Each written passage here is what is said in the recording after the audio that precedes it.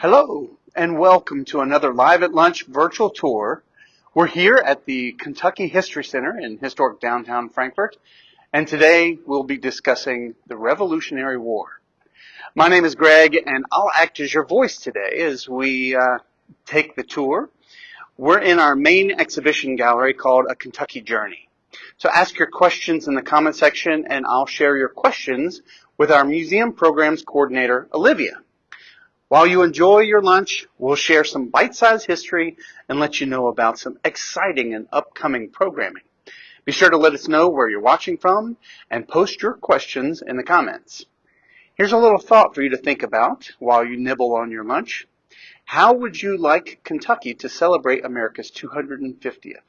It's coming up next year in July, and we're planning all kinds of activities, and we'd really like to know what you think and how we should celebrate the 250th. So post your comments and thoughts in the comment section, and we'll share them with our team. Thank you.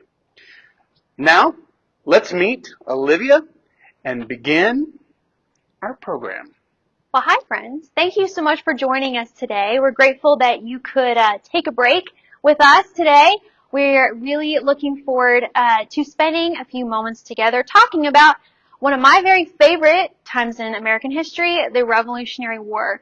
So, as Greg said, we have a lot of America 250 programming coming up next year. But we're trying to kick things off this fall.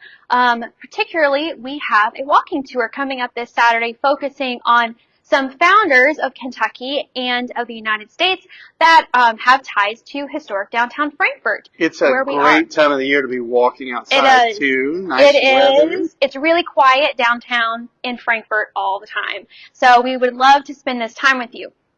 So just to give you a little sneak preview of some of the folks we're going to cover, all the people we're going to be talking about are not just of local importance or even of state importance in Kentucky, but these are national players. And one of the common misconceptions about the Revolutionary War is, does Kentucky really have a stake in it? Did Kentucky really play a role and a part in the American Revolution? And we absolutely did. And that's because it takes place really before we're officially a state. Yes. So basically how we have it set up is in three different sections with kind of the pre-war, focusing on folks like Daniel Boone, which if you have seen me in any type of programming, you'll know is one of my favorite people in all of history. Why is that? Why do you like Daniel Boone so much? I grew up coming to his grave here in Frankfort as a kid on field trips and absolutely loved it. It is a very scenic view of Frankfort. And he was the first historical hero that I learned about that I figured out was from Kentucky. So it's someone. He's not Washington who's tied to Virginia, but he's somebody that's tied to us, and I really loved that. So, talking about Daniel and Rebecca Boone, these folks, the early part of Kentucky history, early Kentuckians, they're just trying to stay alive. Most of the time, they're really going through it. There's a lot of conflict, and that intensifies once the American Revolution starts, because of British involvement in the conflict. The British are involved with several tribes. Different tribes are picking sides. Some are siding with the Americans. Some native tribes are siding with the British. And a lot of these settlers, like Daniel and Rebecca Boone, his wife, are caught in the middle. And so when we're thinking about the Revolutionary War, these are some battles that were fought, the most famous being Blue Licks here in Kentucky. So a lot of these conflicts, like the Siege of Boonesboro, all these different conflicts are considered part of the Revolutionary struggle. Kentucky is part of the Revolutionary story. It just looks different than it did in the eastern United States. And that's partly because Kentuckians are pretty much on their own for most of the war. The Continental Army is not going to be much help. The nearest militia was 300 miles away. And so these folks who were setting up settlements and claiming them for this new United States are taking a big risk because there is no outside help that you're going to be able to find. So when we're thinking about the settlement period in Kentucky, there are really big figures, of course, Boone, Daniel and his wife Rebecca, who is definitely not a helpless damsel in distress. No, she was pretty tough. She was very tough. He would leave for months at a time. Yes, months at a time, and they had 10 children that she is caring for. She's really, I think in Kentucky history, best of wives and best of women. She's really awesome. So Boone's involved in the struggle, and then another one of our really famous one is Isaac Shelby, which we will at the end show you some artifacts that we have of him. Isaac Shelby is considered the George Washington of Kentucky, and he's not just significant to Kentucky. There are at least 3 other states, including Tennessee and Indiana, that have counties named for him. I live in Shelby County here in Kentucky. He's a huge deal, and he was a Revolutionary War hero that fought in that war, led Kentucky through, and then helps write the first state constitution, which we have a copy of right here. And we looked at that a couple weeks ago. Yes.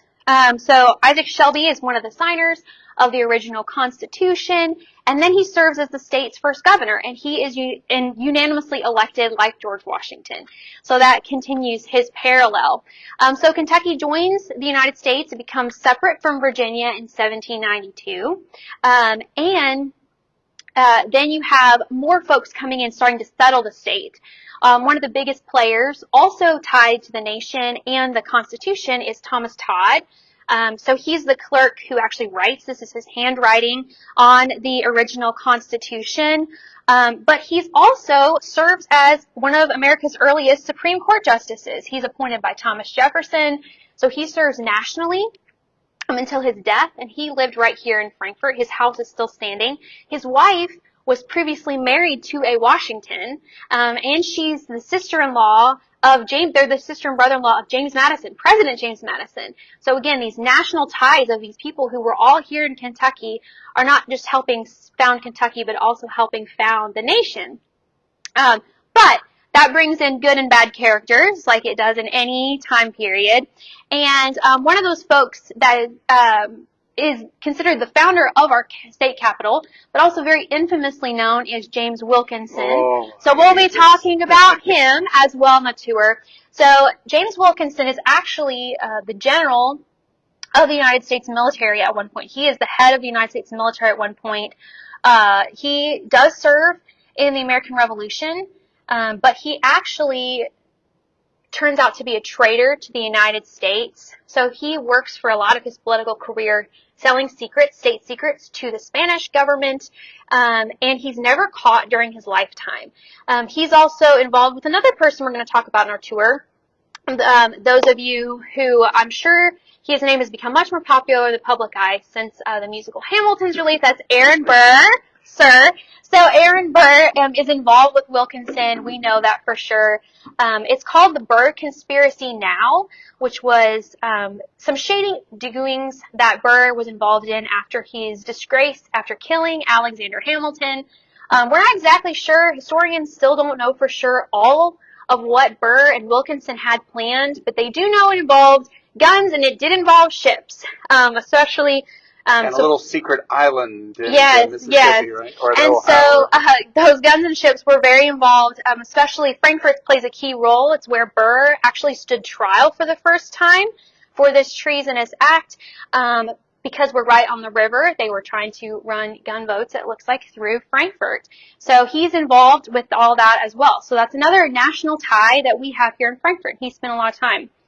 And then on a positive note, we just celebrated the 200th anniversary this year, but we'll end the tour talking about America's favorite fighting Frenchman, Marquis de Lafayette, who visited Frankfort and was honored for his role in the American Revolution. He spent time here in Frankfort in 1825, so 200 years ago. So those are just a few of the folks that we're going to talk about as we go through downtown Frankfort, and we'll also be putting this together as an outreach for next year that you can book to come to your local library, senior center, any type of those places. This will be available for booking for free. It's on us for next year for 2026. Hey, that's great. Yeah, that'll be awesome. So if you are connected with a library, a public library in your area, or would like them to bring it there, please let them know that this will be available next year. Yes, we already have, for Revolutionary War, we already have a Boone outreach that you can already book as well. So if you're interested in more about that, So this portrait is of Isaac Shelby, our first governor. He also was our 5th governor. So this is a great picture that is usually on display in the old state capitol. But the Senate chamber is closed for renovation right now, as I'm sure you all, if you follow us, you know about that process. But we will still be talking about him and his wife, Susanna. One of my favorite artifacts we house here at the Thomas C. Clark Center is this musket. It's a Brown Bess musket. It's a British musket that Isaac Shelby took during the Battle of Kings Mountain. So he spent a lot of time fighting with people like Nathaniel Greene, famous folks like that. And Isaac Shelby is really instrumental in the success of that battle. That's what he becomes known for. And that musket was a British one that was taken during that battle. So I think that is a really fascinating artifact. So if you have any additional questions about what comes next for KHS in 2026, like I said, we don't want you to miss your shot on spending time with us in 2026, and hopefully you'll be back for more America 250 programs. That's, if anybody is paying attention, that's a lot of really hidden jokes. Yes. But please send us questions if you have them. We love connecting with you all. We love when people are engaged in history. That's how we all started out. Is people who were just interested and engaged, and we are here to serve all of Kentucky, whether that's virtually, whether that's through outreaches, and so we'd love to reach out, especially next year. And so like Greg said, if you have any thoughts on how you would like to see us celebrate the 250th next year, please let us know. We do take all that information and we do shape programs around it. We do that often, actually. Our team especially does. So we really hope that you take the time to do that. And we had a little question we wanted to ask of our viewers. Which Kentucky Revolutionary War figure is your favorite? So Olivia this morning has already referenced Daniel and Rebecca Boone and Isaac Shelby and James Wilkinson and Aaron Burr, but there are so many others. Mm-hmm. Comment in the comment section on who you think is your favorite Revolutionary War hero and why. We'd really like to know why There's so many. You find them interesting. And again, it's all about shaping. We can have pride in our state. We did take a role in this American story, and it's the national story is also ours. And so it's wonderful that we get to share that with everyone next year. And please help us know how better to do that. Great.